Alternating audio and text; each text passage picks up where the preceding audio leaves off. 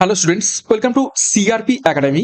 CRP একাডেমিতে তোমাদের সকলকে স্বাগত এবং প্রত্যেককে গুড মর্নিং। এবং তোমরা অলরেডি জানতে পেরে গেছো তোমাদের সামনেই কিন্তু আসতে চলেছে পুলিশ পরীক্ষাগুলো। 12ই অক্টোবর তোমাদের হতে চলেছে তোমাদের সাব ইন্সপেক্টর 2024-এর প্রিলিমিনারি পরীক্ষা। 15ই অক্টোবর 2023 সালের যে সাব ইন্সপেক্টর তার মেন পরীক্ষা হতে চলেছে। 30শে নভেম্বর তোমাদের কনস্টেবল, যেটা সব থেকে তোমাদের জিজ্ঞাসার প্রশ্ন ছিল, সেই পরীক্ষাটা হতে চলেছে। এবং নেক্সট ইয়ার তোমাদের 1 ফেব্রুয়ারি কলকাতা পুলিশ কনস্টেবল, লেডি কনস্টেবলের পরীক্ষা হতে চলেছে। তো আর দেরি নয়, এখন থেকে প্রস্তুতি নিতে হবে।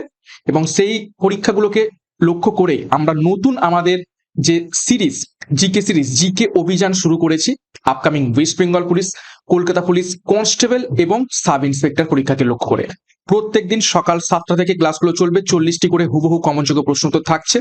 খাকি ঊর্ধ্বকলের সেরা লড়াই এবং প্রস্তুতি আমরা নেব। এবং আজকে আমরা 2 নম্বর সেট করব। প্রথম ক্লাসটা যারা দেখোনি তারা অবশ্যই আমাদের প্লেলিস্ট থেকে দেখে নিতে পারো। এছাড়া সিআরপি একাডেমিতে নতুন হয়ে থাকলে চ্যানেলটিকে সাবস্ক্রাইব করবে, পাশের বেল আইকনটা প্রেস করে রাখবে, সাথে টেলিগ্রামে যুক্ত হয়ে যাবে। ক্লাসের পিডিএফ গুলো তোমরা টেলিগ্রামে পেয়ে যাবে। যাই হোক, ক্লাসটা শুরু করব তার আগে গত ক্লাসে 2খানা হোমওয়ার্ক ছিল, সেই হোমওয়ার্কের উত্তর দুটো প্রথমে দেখব। তোমরা প্রত্যেকেই সঠিক উত্তর কমেন্ট বক্সে কমেন্ট করেছিলে। 1 নম্বর প্রশ্ন দেখো হোমওয়ার্কের, পৃথিবীর কোথায় দাঁড়ালে ওজন বাড়বে? তো সঠিক উত্তরটা দেখে নাও। অপশন এ, মেরু প্রদেশে দাঁড়ালে পৃথিবীর ওজন বাড়বে। দেখো, মেরু প্রদেশে মধ্যাকর্ষণ শক্তি বেশি, কারণ পৃথিবী সামান্য চ্যাপ্টাই মেরুর দিকে। তো সেই কারণে মধ্যাকর্ষণ শক্তি যদি বেশি হয় তাহলে ওজনও কি হবে? বাড়বে। নিরক্ষীয় অঞ্চলে যেখানে মধ্যস্থল পৃথিবীর, সেটা হচ্ছে ঘূর্ণনের কারণে ওজন সামান্য কম হয়। কর্কট ক্রান্তি এবং মকর ক্রান্তি অঞ্চলেও ওজন মধ্যস্থলের কাছাকাছি থাকে। দেখো, মধ্যাকর্ষণ সূত্র হচ্ছে F equal to G M, বড় হাতের এম এবং ছোট হাতের এম, এবং বাই আর স্কোয়ার, যেখানে আর হচ্ছে কি মেরুতে কম। ঠিক আছে, আর হচ্ছে কি, এটা হচ্ছে রেডিয়াসটা হচ্ছে কি মেরুতে কম যেহেতু চ্যাপটা। জি হচ্ছে ইউনিভার্সাল বা সর্বজনীন, যেটা হচ্ছে মহাকর্ষীয় ধ্রুবক। এম হচ্ছে এটা হলো মাস অফ আর্থ। বড় হাতের এমটা হচ্ছে পৃথিবীর ভর, এবং ছোট হাতের এম হচ্ছে যে বস্তুটাকে পৃথিবী টানছে তার ভর। এবং এখানে এই আর যেহেতু কম মেরুতে, তো সেই জন্য সেখানে কিন্তু মধ্যাকর্ষণ শক্তিটা বেশি হবে, ফোর্স মানে এফটা বেশি হবে, এবং যে কারণে ওজনটাও বেশি হবে। এবং ওজন পরিমাপের একক হলো নিউটন, ভরের একক কিলোগ্রাম। দ্বিতীয় যে হোমওয়ার্ক ছিল, দেখো, পশ্চিমবঙ্গের সব থেকে বড় দ্বীপটির নাম কি? এটা একদমই ইজি প্রশ্ন, সঠিক উত্তর হয়ে যাবে অপশন বি, সাগরদ্বীপ। সাগরদ্বীপ পশ্চিমবঙ্গের সব থেকে বড় দ্বীপ। এবং যে মাজুলি রয়েছে এটা হচ্ছে আসামের সব থেকে বড় দ্বীপ, এবং পৃথিবীর মধ্যে সব থেকে বৃহত্তম নদী দ্বীপ, অর্থাৎ নদীর মধ্যে অবস্থিত কোন দ্বীপ পৃথিবীর মধ্যে যদি বড় হয়ে থাকে সেটা হচ্ছে মাজুলি। ওকে, এবার আজ ক্লাসে যে গুরুত্বপূর্ণ 40টি প্রশ্ন তো রয়েছে সেগুলো এবারে এক এক করে দেখে নেব। দেখো, প্রথম প্রশ্ন কারেন্ট অ্যাফেয়ার্স এর উপর থেকে 1 নম্বর প্রশ্ন। 71তম জাতীয় চলচ্চিত্র পুরস্কারে বেস্ট ফিচার ফিল্মের তকমা পেল নিচের কোনটি? প্রত্যেকটা প্রশ্ন চলাকালীন চেষ্টা করবে নিজেরাই সঠিক উত্তরগুলো কমেন্ট বক্সে কমেন্ট করার, এবং আমার উত্তরের সাথে তোমাদের উত্তরগুলো মেলাতে থাকবে। তোমাদের উত্তরগুলো মিলছে কি, প্র্যাকটিসটা হবে। তো 71তম জাতীয় চলচ্চিত্র পুরস্কারে বেস্ট ফিচার ফিল্মের তকমা পেয়েছে option C, 12th fail. Next 2 number প্রশ্ন, 71তম জাতীয় চলচ্চিত্র পুরস্কারে শ্রেষ্ঠ অভিনেতা কারা নির্বাচিত হয়েছেন? বিভিন্ন যে চলচ্চিত্র পুরস্কার হয়ে থাকে, সেটা জাতীয় চলচ্চিত্র পুরস্কার হোক, অস্কার পুরস্কার হোক, বাফটা পুরস্কার হোক, সেইখান থেকে প্রশ্ন পরীক্ষাতে আসে। তো এখানে সঠিক উত্তর হয়ে যাবে অপশন বি, শাহরুখ খান জওয়ান মুভির জন্য এবং বিক্রান্ত ম্যাসি এই দুইজন ৭১তম জাতীয় চলচ্চিত্র পুরস্কারে শ্রেষ্ঠ অভিনেতার নির্বাচিত হয়েছেন। ৩ নম্বর প্রশ্ন, দেখো মিসেস চ্যাটার্জি ভার্সেস নরওয়ে এই সিনেমার জন্য সেরা অভিনেত্রীর পুরস্কার পেয়েছেন ৭১তম জাতীয় চলচ্চিত্র পুরস্কারে কে? নিচের কোন অভিনেত্রী?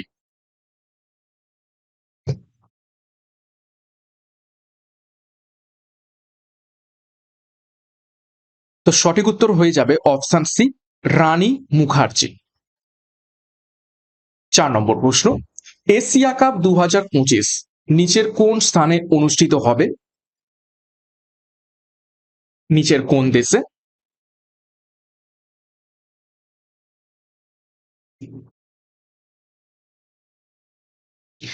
সঠিক উত্তর হবে অপশন ডি, সংযুক্ত আরব আমিরাতে।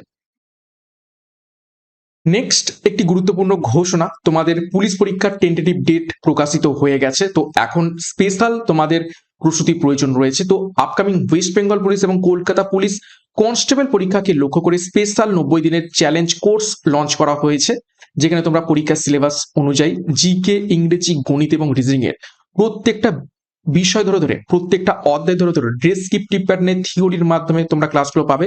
পুলিশ পরীক্ষার শেষ মুহূর্তে সেরা গাইডেন্স, বিগত বছরের সর্বাধিক প্রশ্নকমনের রেকর্ড আমাদের কাছে রয়েছে, এবং তোমরা যেমনটা বললাম অধ্যায় ভিত্তিক একদম ভিডিও ক্লাস পাবে, সাথে practice set, PDF, study material. সাথে এসআই পরীক্ষাকে লক্ষ্য করে সাব ইন্সপেক্টর পরীক্ষার জন্য ৫০ দিনের ক্র্যাশ কোর্স একটি লঞ্চ করা হয়েছে। পরীক্ষা স্পেশাল প্রস্তুতি তোমরা এখান থেকে পাবে। প্রিলি এবং মেন্সের পরীক্ষার সম্পূর্ণ তোমরা প্রস্তুতি এখান থেকে পাবে পরীক্ষার সিলেবাস এবং এক্সাম প্যাটার্ন অনুযায়ী। এবং যেহেতু মেন পরীক্ষা ডেসক্রিপটিভ নেচারে হয়, তো ডেসক্রিপটিভ ক্লাসও এখান থেকে তোমরা পাবে। তো যোগাযোগ করো 9647553612 নাম্বারে। কোর্স ফি সকলের কথা ভেবেই খুবই স্বল্প রাখা হয়েছে ডেসক্রিপটিভ বা নেচারে, এবং ডেসক্রিপশন বক্সে তোমরা বিস্তারিত পেয়ে যাবে। নেক্সট দেখো ৫ নম্বর প্রশ্ন, কোন শিলা আদেশ থেকে অশোকের বৌদ্ধ ধর্মে ধর্মান্তরিত হওয়ার তথ্য জানা যায়?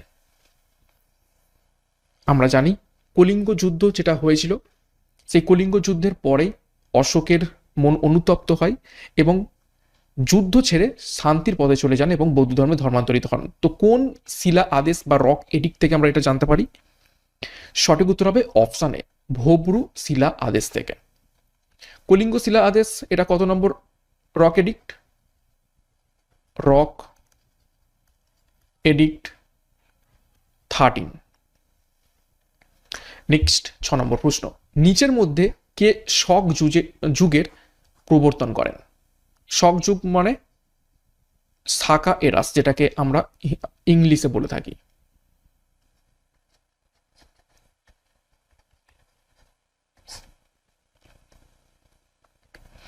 সঠিক উত্তর হবে অপশন বি, কনিষ্ক।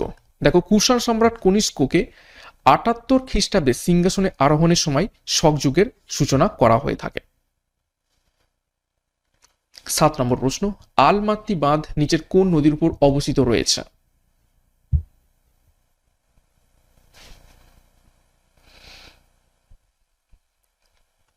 সঠিক উত্তর হবে, দেখে নাও অপশানে, কৃষ্ণা নদীর উপর। কোন রাজ্যে? কর্ণাটকে। দেখো কিছু গুরুত্বপূর্ণ বাঁধ কোন রাজ্যে অবস্থিত এবং কোন নদীর উপর একটু দেখে নেব। ইন্দ্রাবতী বাঁধ উড়িষ্যাতে অবস্থিত, ইন্দ্রাবতী নদীর উপর। গান্ধী সাগর বাঁধ মধ্যপ্রদেশে অবস্থিত, চম্বল নদীর উপর। উড়ি বাঁধ অবস্থিত রয়েছে জম্মু কাশ্মীরে, ঝিলাম নদীর উপর। সালাল বাঁধ অবস্থিত রয়েছে জম্মু কাশ্মীরে, চেনাব নদীর উপর। কয়না বাঁধ অবস্থিত রয়েছে মহারাষ্ট্রে, কয়না নদীর উপর। রাজঘাট বাঁধ অবস্থিত রয়েছে উত্তরপ্রদেশে, বতোয়া নদীর উপর। এছাড়া রানা প্রতাপ সাগর বাঁধ রাজস্থানে অবস্থিত, চম্বল নদীর উপর। ম্যাসেঞ্জার বাঁধ অবস্থিত রয়েছে পশ্চিমবঙ্গে, ময়ূরাক্ষী নদীর উপর। উকাই বাঁধ অবস্থিত রয়েছে গুজরাটে, তাপ্তি নদীর উপর। নেক্সট দেখো ৮ নম্বর প্রশ্ন, নিচের কোন হ্রদ থেকে সুতলেজ নদীর উৎপত্তি হয়েছে?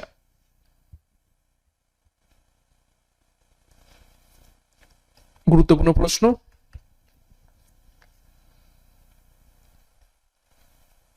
সঠিক উত্তর হবে অপশন ডি, রাক্ষসতাল হ্রদ থেকে।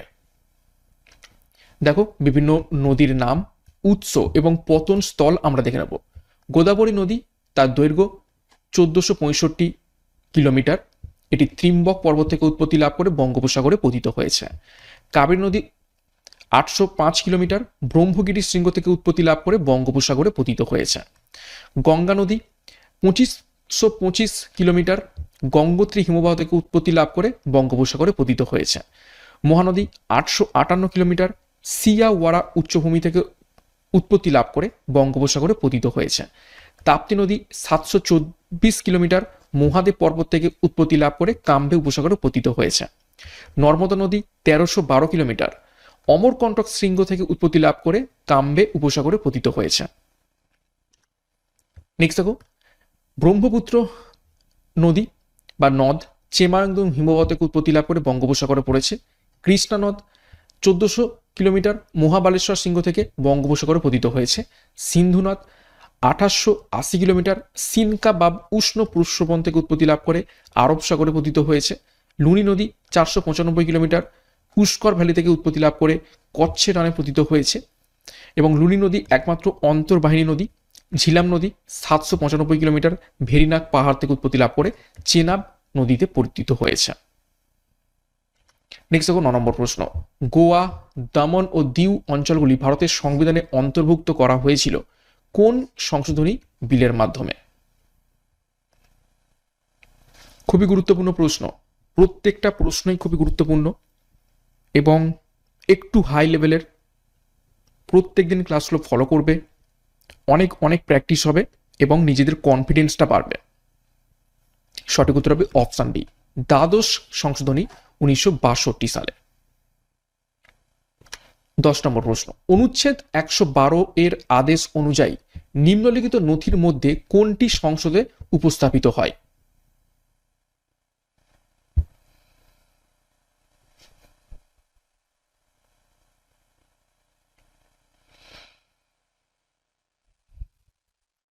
সঠিক উত্তর হবে অপশনে বার্ষিক আর্থিক বিবৃতি, যেটাকে বলা হয়ে থাকে অ্যানুয়াল ফিনান্সিয়াল স্টেটমেন্ট। দেখো কিছু গুরুত্বপূর্ণ ধারা আমরা দেখে নেব। ধারা 112 বার্ষিক আর্থিক বিবৃতি, ধারা 110 অর্থ বিল এবং ধারা 280 অর্থ কমিশন সম্পর্কে বলা রয়েছে। নেক্সট দেখো 11 নম্বর প্রশ্ন, কোন ভিটামিন টোকোফেরল নামেও পরিচিত রয়েছে? অর্থাৎ নিচের কোন ভিটামিনের রাসায়নিক নাম টোকোফেরল? বিভিন্ন ভিটামিনের রাসায়নিক নাম পরীক্ষা এসে থাকে।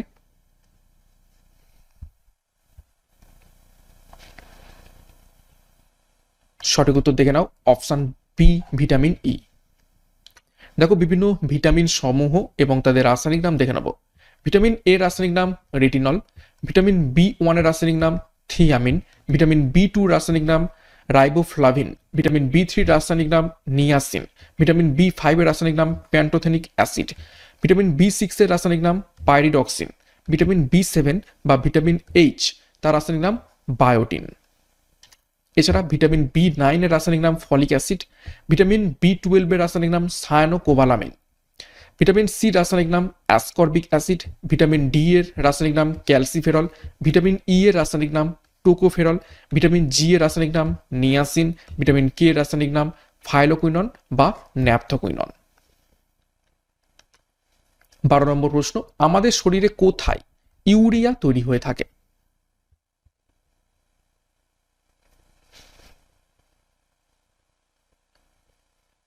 সায়েন্সের বেশ কিছু প্রশ্ন আমি রেখেছি, সায়েন্স থেকে অনেক প্রশ্ন আজকাল পরীক্ষাতে আসছে। তো সঠিক উত্তর হবে অপশন সি, লিভারে ইউরিয়া তৈরি হয়ে থাকে।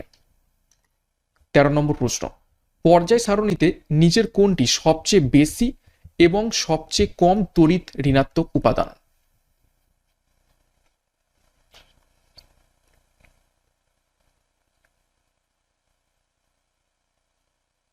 সঠিক উত্তর কি হবে? সঠিক উত্তর হবে অপশনে ফ্লোরিন এবং সিজিয়াম। ফ্লোরিন হচ্ছে সব থেকে বেশি তড়িৎ ঋণাত্মক এবং সিজিয়াম হচ্ছে সব থেকে কম তড়িৎ ঋণাত্মক। 14 নম্বর প্রশ্ন, টিউবলাইট ভেঙে গেলে ক্র্যাকিং শব্দ উৎপন্ন হয়, তার কারণ কি? 4টি অপশন দেখে উত্তর করবে ভালো করে।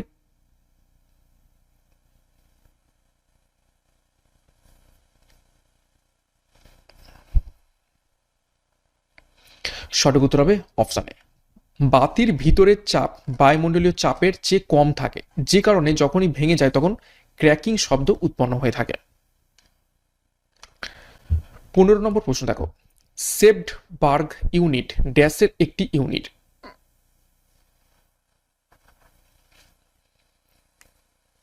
নিচের কিসের ইউনিট সেপ্টবার্গ?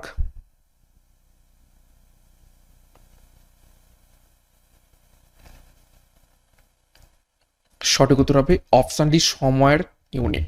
এবং এটা কি মাপা হয়ে থাকে? এটা হচ্ছে সেডিমেন্টেশন কোএফিসিয়েন্ট। Sedimentation coefficient.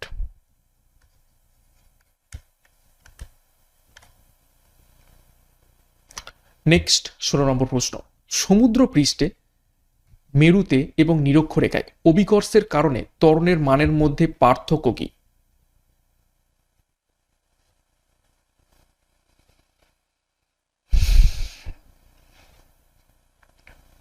সমুদ্র পৃষ্ঠে মেরুতে এবং নিরক্ষরেখায় অভিকর্ষের কারণে ত্বরণের মানের পার্থক্য কত? সঠিক উত্তর হবে option C, 1.80 centimetre second to the power -2। এই যে 2টা রয়েছে এটা অ্যাকচুয়ালি উপরে। ওকে, দেখো সমুদ্র পৃষ্ঠে মেরু এবং বিষুবরেখায় অভিকর্ষের কারণে ত্বরণের মানের পার্থক্য হলো 1.80 সেকেন্ড টু দি পাওয়ার -2। নিরক্ষরেখা থেকে মেরুতে যাওয়ার সাথে সাথে অভিকর্ষের কারণে ত্বরণের মান বৃদ্ধি পায়। এই শেষ লাইনটা খুব ভালোভাবে করে রাখবে। যত আমরা মেরুর দিকে যাব তত অভিকর্ষণের ফলে ত্বরণের মান বৃদ্ধি পাবে। 17 নম্বর প্রশ্ন, কাকে ভারতীয় প্রেসের মুক্তিদাতা বলা হতো? লিবারেটর অফ প্রেস নিচের কোন ব্যক্তিকে বলা হতো?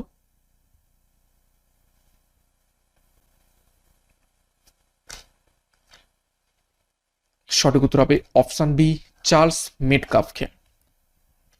18 নম্বর প্রশ্ন, 1940 সালের ব্যক্তিগত সত্যাগ্রহের জন্য মহাত্মা গান্ধী দ্বারা নিম্নলিখিতগুলির মধ্যে কাকে প্রথম সত্যাগ্রহী হিসাবে মনোনীত করা হয়েছিল?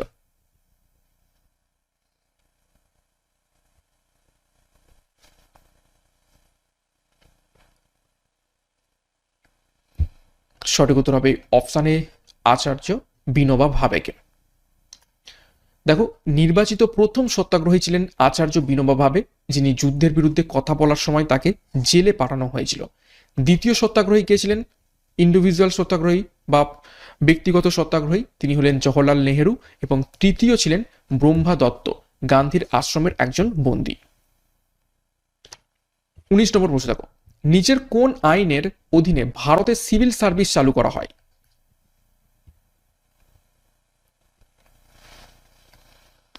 প্রত্যেকটা বিষয় থেকে প্রত্যেকটা টপিক থেকে প্রশ্ন রাখার চেষ্টা করছি, এবং যে ধরনের প্রশ্ন আসতে পারে সেই ধরনের প্রশ্ন রাখার চেষ্টা করছি। তো সঠিক উত্তর হবে অপশন বি, সনদ আইন 1833। 20 নম্বর প্রশ্ন, ইতালির জাতীয় প্রতীকটি হলো নিচের কোনটি?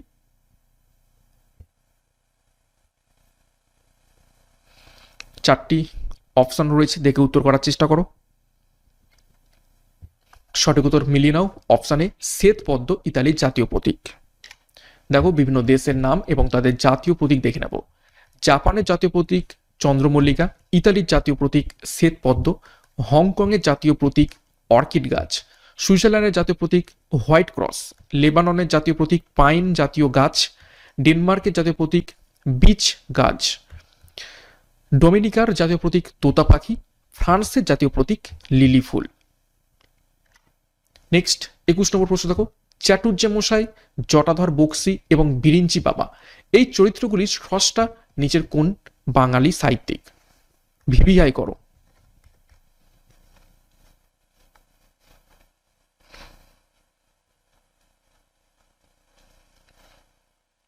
সঠিক উত্তর হবে অপশন সি, রাজশেখর বসু।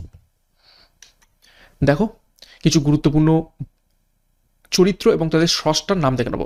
রানার চরিত্রের স্রষ্টা সুকান্ত ভট্টাচার্য, গোরা চরিত্রের স্রষ্টা রবীন্দ্রনাথ ঠাকুর, কোনি চরিত্রের স্রষ্টা মতি নন্দী, শঙ্কর এবং অ্যালভারের চরিত্রটির স্রষ্টা বিভূতিভূষণ বন্দ্যোপাধ্যায়, ঘনাদা চরিত্রের স্রষ্টা প্রেমেন্দ্র মিত্র, টেনিদা চরিত্রের স্রষ্টা নারায়ণ গঙ্গোপাধ্যায়, ব্যোমকেশ, অজিত এই দুটি চরিত্রের স্রষ্টা শরদিন্দু বন্দ্যোপাধ্যায় এবং পিন্ডিদা চরিত্রের স্রষ্টা আশুতোষ মুখোপাধ্যায়।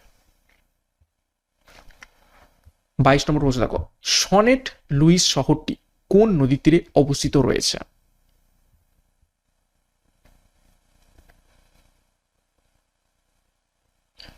বিশ্বের গুরুত্বপূর্ণ শহর সেগুলো কোন নদীর তীরে অবস্থিত, এই ধরনের পরীক্ষায় প্রশ্ন আসতে পারে।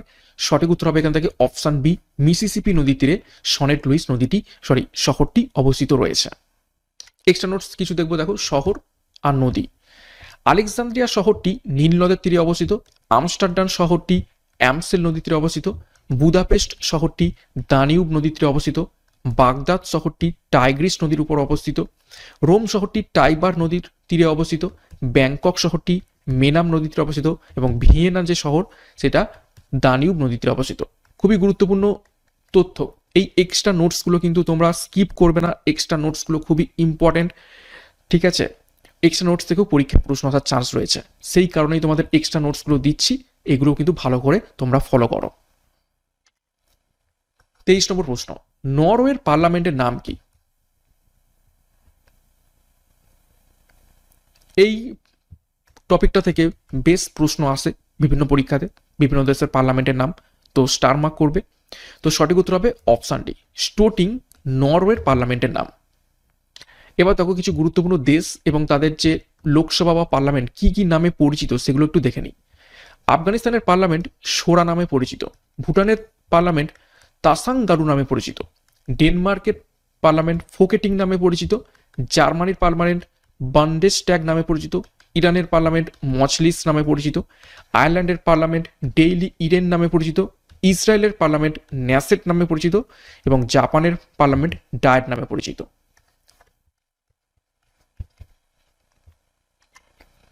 24 নম্বর প্রশ্ন, আচানাকামার অভয়ারণ্য কোন রাজ্যে অবস্থিত রয়েছে?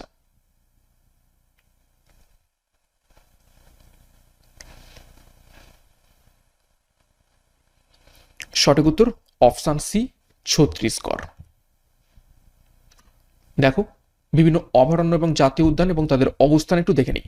ঘানা পাখিরালয় ভরতপুর রাজস্থানে অবস্থিত, দাচিগ্রাম অভয়ারণ্য জম্মু কাশ্মীরে অবস্থিত, গৌতম বুদ্ধ অভয়ারণ্য বিহারে অবস্থিত, মালাবার অভয়ারণ্য কেরলে অবস্থিত, দান্দেলি অভয়ারণ্য কর্ণাটকে অবস্থিত, বান্ধবগড় জাতীয় উদ্যান মধ্যপ্রদেশে অবস্থিত রয়েছে।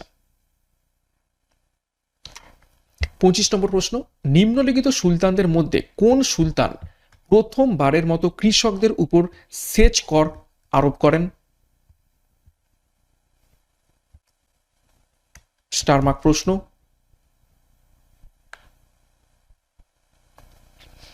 সঠিক উত্তর হবে অপশন ডি, ফিরোজ তুগলক। দেখো ফিরোজ শাহ তুগলক ছিলেন মোহাম্মদ বিন তুগলকের চাচাতো ভাই এবং 23 মার্চ 1351 খ্রিস্টাব্দে তিনি দিল্লির শাসক হন। তিনি ইসলাম কর্তৃক অনুমোদিত মাত্র 4টি কর আরোপ করেন, যেমন খারজ যেটি ছিল ভূমিকর, খামস হচ্ছে যুদ্ধের সময় যে সম্পত্তি লুটপাট করা হয় তার 1/5% দিতে হবে রাজাকে, এবং জিজিয়া কর যেটা হচ্ছে ধর্মের উপর লাগানো হয়ে থাকে। নেক্সট 26 নম্বর প্রশ্ন, নিচের কাকে আমির খুসরোর শিক্ষক হিসাবে বিবেচনা করা হয়? হিন্টস দিচ্ছি, তার নামে বাংলা বেশ গান রয়েছে, একটা বিখ্যাত গান রয়েছে, দিল্লিতে নিজামুদ্দিন আউলিয়া এলো। তো সঠিক উত্তর হবে অপশন সি, নিজামুদ্দিন আউলিয়া আমির খুসরোর শিক্ষক হিসাবে বিবেচনা করা হয়। 27 নম্বর প্রশ্ন, এমপিইজি এর সঠিক পূর্ণরূপ কি?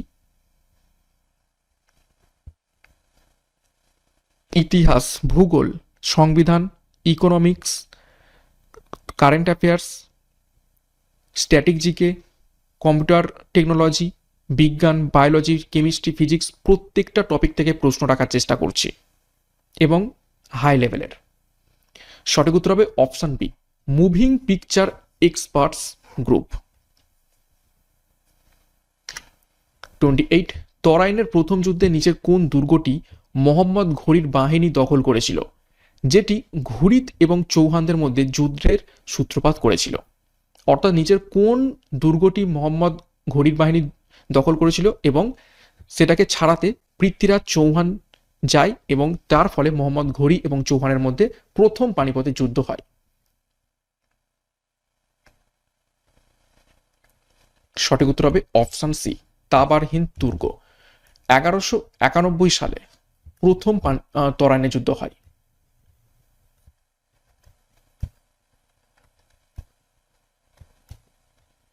এই যুদ্ধে পৃথ্বীরাজ চৌহান জয়ী হন এবং মোহাম্মদ ঘুরি পরাজিত হন। ঠিক তার পরের বছর 1192 খ্রিস্টাব্দে দ্বিতীয় তরাইনের যুদ্ধ হয়। এইখানে উল্টে যায়, এখানে পৃথ্বীরাজ চৌহান পরাজিত হন এবং মোহাম্মদ ঘুরি জয়ী হন।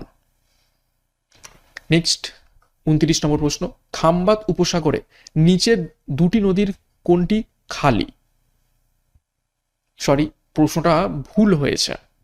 প্রশ্নটা হবে খাম্বাত উপসাগরে নিচের কোন দুটি নদী পতিত হয়েছে, নিচের দুটি নদীর মানে কোন দুটি নদী পতিত হয়েছে হবে।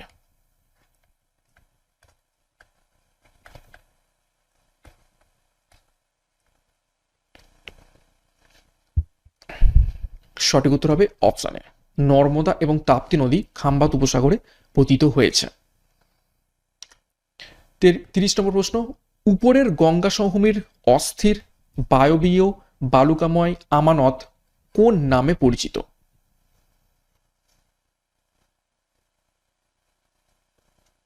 গাঙ্গেয় সমভূমির একদম উপরের দিকে অস্থির বায়বীয় বালুকাময় যে আমানত বা সমভূমির যে মৃত্তিকা, সেটি কি নামে পরিচিত? সঠিক উত্তর হবে অপশানে ভূর নামে পরিচিত রয়েছে। ধ্রিয়ান, ধ্রিয়ান হচ্ছে চলমান বালিয়াড়ি। রাজস্থানে পরিচিত ধ্রিয়া নামে। আর রোহি হচ্ছে রাজস্থানের মৃত্তিকা বা মরু মৃত্তিকা।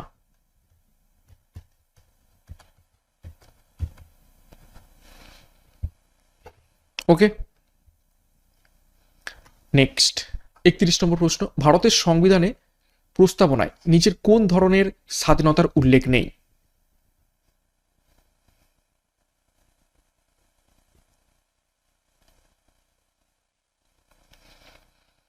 সঠিক উত্তর হবে অপশন সি, অর্থনৈতিক স্বাধীনতার উল্লেখ নেই।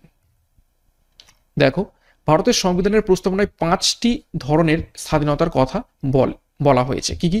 চিন্তা, মত প্রকাশ, বিশ্বাস এবং উপাসনার স্বাধীনতা। সংবিধানের প্রস্তাবনার অর্থনৈতিক স্বাধীনতার কথা বলা নেই। 32 নম্বর প্রশ্ন দেখো, নিম্নলিখিত কোন অনুচ্ছেদগুলি ভারতীয় সংবিধানে রাষ্ট্রীয় নীতির নির্দেশমূলক নীতি গঠন করে? অর্থাৎ কোন ধারা থেকে কোন ধারা পর্যন্ত রাষ্ট্রীয় নীতির নির্দেশমূলক নীতি বা DPSP, directive principal state policy লেখা রয়েছে?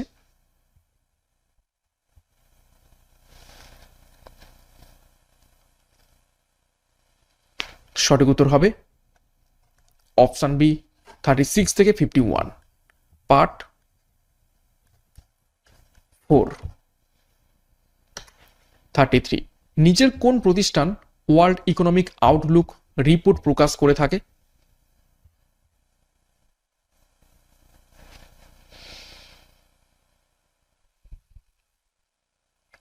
সঠিক উত্তর দেখো অপশন সি, আন্তর্জাতিক মুদ্রা তহবিল বা ইন্টারন্যাশনাল মনিটারি ফান্ড।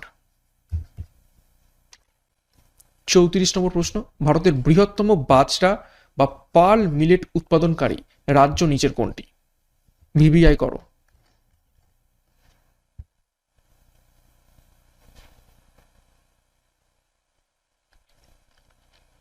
সঠিক উত্তর হবে অপশন বি, রাজস্থান। 35, ট্রাইকোলজি নিচের কোন বক্তব্যের সাথে সম্পর্কিত বা নিচের কোন অধ্যয়নের সাথে সম্পর্কিত রয়েছে ট্রাইকোলজি?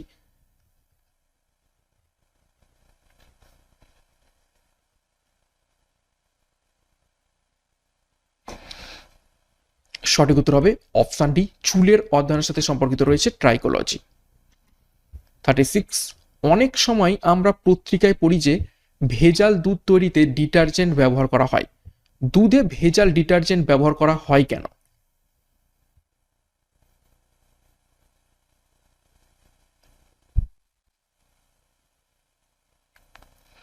সঠিক উত্তর হবে অপশান এ, জলে চর্বি দ্রবীভূত করার জন্য। ঠিক আছে, মিল্কটাকে আরো বেশি করে দেখানোর জন্য এর সাথে কি যোগ করা হয়? ভেজিটেবল অয়েল, সল্ট, ঠিক আছে, তারপর হচ্ছে সোডা, এই সমস্ত জিনিস মিক্স করা হয়। এবং ভেজিটেবল অয়েল দুধের সাথে অত সহজে মিশতে চায় না, যে কারণে মাঝখানে কি দেওয়া হয়? ডিটারজেন্ট দিয়ে দিলে এবং সেটাকে ভালোভাবে ফাটলে এই মিল্কের সাথে ভেজিটেবল অয়েল, এই চর্বি, সেটা কিন্তু দ্রবীভূত হয়ে যায়। তো যে কারণে ডিটারজেন্ট মেশানো হচ্ছে এখন বর্তমানে দুধে, যেটা খুবই খুবই ক্ষতিকারক একজন শিশুর পক্ষে বা মানুষের জন্য। নেক্সট 37 নম্বর প্রশ্ন, অতিসনক বা আল্ট্রাসনিক শব্দ নিচের কোনটি?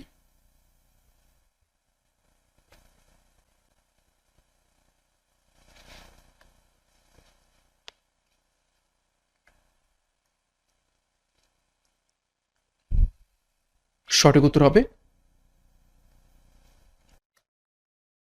অপশন বি, 20 কিলো হার্জের বেশি কম্পাঙ্কের শব্দ।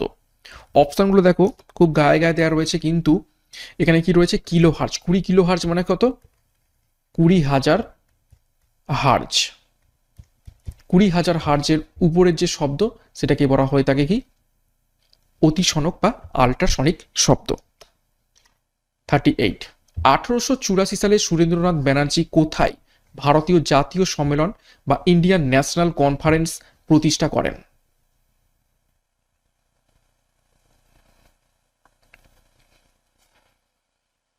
সঠিক উত্তর হবে অপশন সি, কলকাতাতে।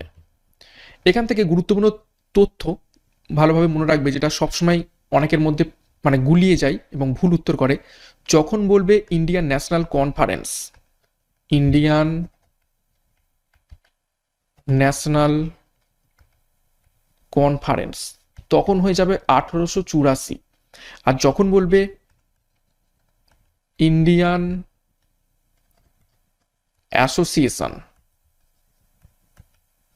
তখন হয়ে যাবে 1876। ঠিক আছে, Indian national association, actually national association বলা উচিত, তখন হয়ে যাবে 1876।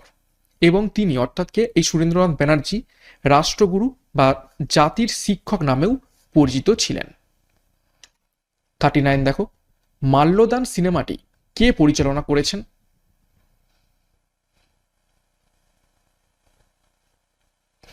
এই ধরনের প্রশ্ন মিসলেনিয়াসে খুবই গুরুত্বপূর্ণ। ঠিক আছে, আর্ট কালচার, ঠিক আছে, বাংলার যে সমস্ত সিনেমা রয়েছে, সাহিত্য রয়েছে, এই সমস্ত থেকে বেশি প্রশ্ন মিসলেনিয়াস এসে থাকে। তো সঠিক উত্তর হবে অপশানে অজয় কর। 40 নম্বর প্রশ্ন এবং আজকে ক্লাসের শেষ প্রশ্ন, বিশ্ব স্বাস্থ্য দিবস কোন দিনটিতে পালন করা হয়? World health day.